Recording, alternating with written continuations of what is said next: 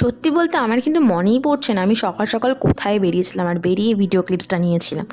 যাই হোক, দেন বাড়ি এসে মেহেন্দিটা একটু শো অফ করে নিলাম তোমাদের সাথে। আর বিকেলবেলা ছিল একটু আমার বেরানো, কিন্তু বাইরে নেমে গেছে অঝরে বৃষ্টি। দেখি মাথাটা আমার গরম হয়ে গেল যে আমি যখনই কোথাও যাব তখনই বৃষ্টি নামবে, কি আর করা যাবে। দেন বৃষ্টি ফিষ্টি মাথায় নিয়ে আমরা চলে গেলাম সবার আগে সাই বাবা, গিয়ে চিকেন সিঙ্গারা চা খেলাম। আমার খাওয়াটা দেখে তোমরা প্লিজ হেসো না, আমি কেমন অদ্ভুত জন্তুর মতো খাবারগুলোকে খাচ্ছি। দেন ওয়েদারটাকে এনজয় করতে করতে আমরা চলে যাই ডাইরেক্ট তরুণ আঙ্কেলের গাড়িতে। হ্যাঁ মানে বুঝতে পারছো, ডাইরেক্ট একদম কোনো কিছু নেই তো। গিয়ে বসে আছি, মায়ের আনন্দ দেখতে পাচ্ছ, আনন্দই আলাদা। দেন চলে গেছিলাম আমরা হিন্দুস্তান ধাবা, যেটা বিশাল দূর এখান থেকে, এক্স্যাক্টলি কোথায় আমার মনে নেই, কারণ আজকে ছিল সোমা আন্টির বার্থডে।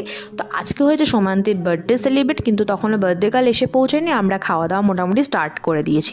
দেন খাওয়া দাওয়া কমপ্লিট করে ভরপুর ডিনার করে চলে এলাম বাড়ি। তো ব্লগটা